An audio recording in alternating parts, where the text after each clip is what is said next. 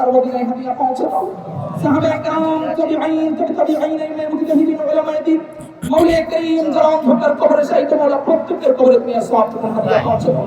মাওলায়ে কারীম বাবা হযরত আদম আলাইহিস সালাতু ওয়াস সালাম থেকে শুরু করে আজ পর্যন্ত যত মুমিন মুমিনাত বেঈমান মাটির নিচে শায়িত মাওলা প্রত্যেক মুমিন মুমিনাতের কবরে তুমি সওয়াব তোমার হাদিয়া পৌঁছে দাও।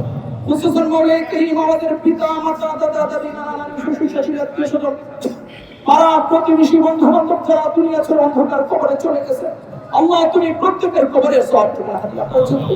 আল্লাহ তোমার কাছে ফরিয়াদ, এই রমজানুল মুবারকে তুমি হাজার হাজার মানুষকে ক্ষমা করেছো, হাজার হাজার লাখ লাখ কবরবাসীকে মাফ করেছো।